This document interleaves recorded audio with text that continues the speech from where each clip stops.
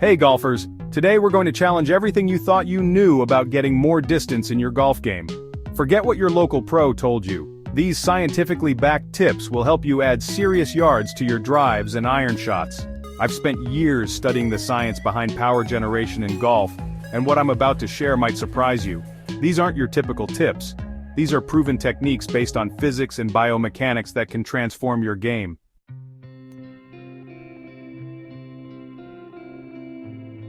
Let's start with tip number 1. Stop trying to swing harder. Now, I know this sounds counterintuitive. Every fiber of your being probably tells you that to hit it further, you need to swing harder. But here's the fascinating truth. Swinging harder often reduces your distance. Why? Because tension kills speed. Let me explain exactly what happens. When you try to muscle the ball, you create tension in your arms, shoulders, and core. This tension acts like a brake system on your swing.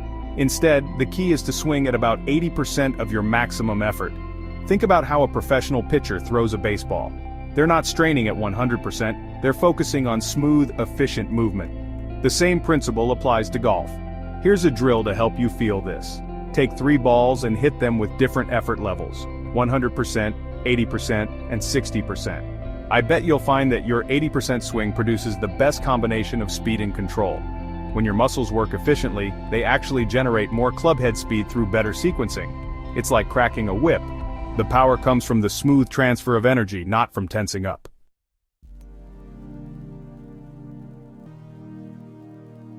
Moving on to tip number 2, focus on ground force. Here's something most instructors miss. Power comes from the ground up. Every great player in history has used ground forces effectively, even if they didn't realize it. Think about how a boxer throws a punch or how a baseball player hits a home run. They all push against the ground to generate power. Try this drill. Before starting your downswing, push slightly into the ground with your back foot. You should feel like you're using the ground to help rotate your body. This creates a force reaction that travels up through your legs, into your hips, through your core, and finally into the club. Tour pros use this technique religiously. Let me share a great way to practice this. Take some swings with your feet close together, about 6 inches apart. This forces you to feel how the ground interaction affects your power. As you get comfortable, gradually move your feet back to normal width while maintaining that same feeling of ground force.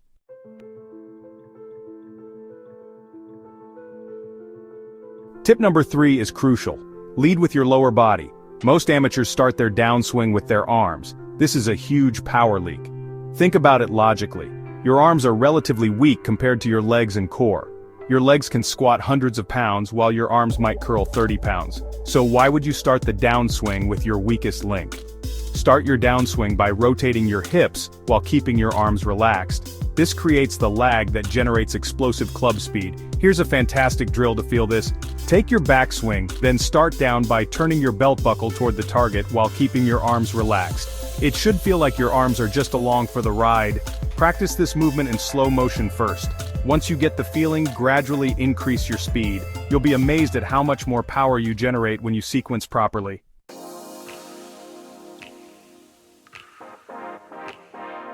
Let's talk about tip number 4, optimize your attack angle. This is absolutely crucial for maximum distance. Studies conducted with launch monitors show that hitting up on the driver by just 2 degrees can add 20 yards to your drive. Most golfers do exactly the opposite. They hit down on their driver just like they do with their irons. This creates too much spin and kills distance. Here's how to fix it. First, tee the ball higher than you probably think you should. The ball should be about half above the driver head when it's soled on the ground. Then play the ball off your front foot and focus on catching the ball on the upswing. A great practice drill for this. Place a head cover about 4 inches behind your ball. Your goal is to miss the head cover while hitting the ball. This naturally promotes the upward attack angle we're looking for. Start with half swings until you get comfortable, then build up to full swings.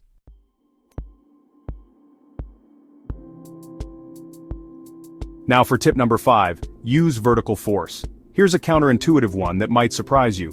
Jumping slightly during your downswing can actually increase your power. Watch slow-motion video of long drive champions, and you'll notice many of them incorporate a slight vertical movement.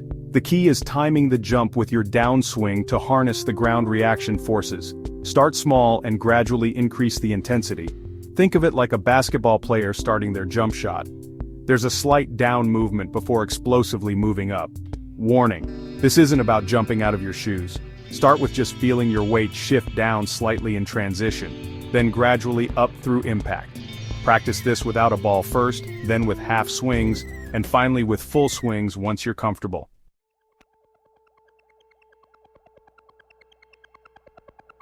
Tip number 6 is often overlooked but crucial: relax your grip.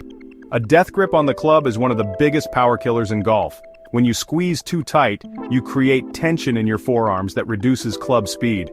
Try this drill. Hold the club with just enough pressure to keep it from flying out of your hands. On a scale of 1 to 10, we're looking for about a 5 or 6. You'll be amazed at how much faster your club head moves through impact when you relax your grip. Here's another way to practice this. Take some practice swings with your thumb and index finger only. Feel how the club wants to naturally release. Then gradually add your other fingers while maintaining that light pressure. This helps you find the perfect balance between control and freedom.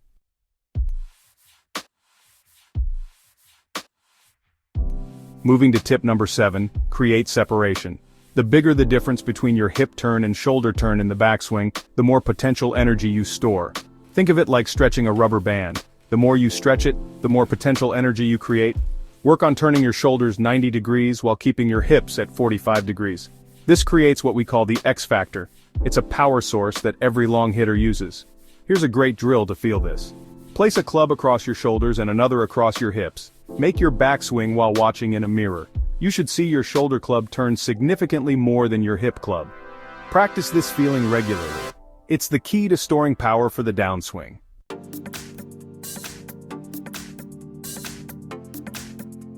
Let's talk about tip number 8. Use speed training.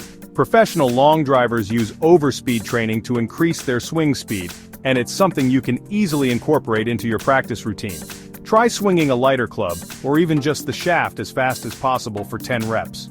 This trains your nervous system to move faster. It's like a sprinter doing wind sprints. You're teaching your body to access new levels of speed. Important note: don't do this for more than 15 minutes at a time, and not more than twice a week. Your body needs time to adapt to this new stress. Start with moderate speed and gradually build up as you get comfortable.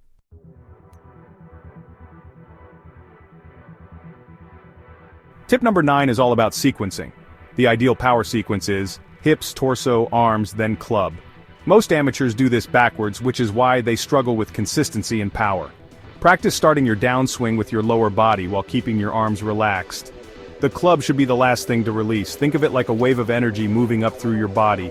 Here's a drill to master this sequence. Make practice swings focusing on saying each component out loud as it moves: hips, torso, arms, club. Do this in slow motion until you get the feeling, then gradually speed up while maintaining the sequence.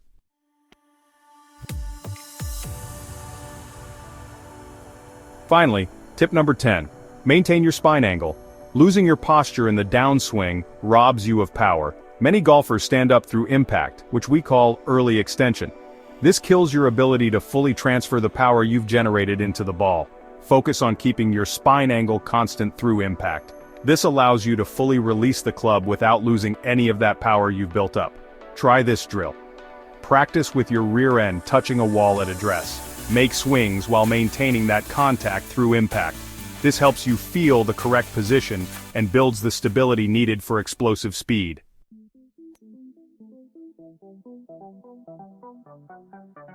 Remember, these techniques take practice. Don't try to implement everything at once. That's a recipe for confusion. Start with 1 or 2 tips that resonate with you and gradually incorporate more as they become natural. Within a few weeks of dedicated practice, you should start seeing significant distance gains. The key is patience and persistence.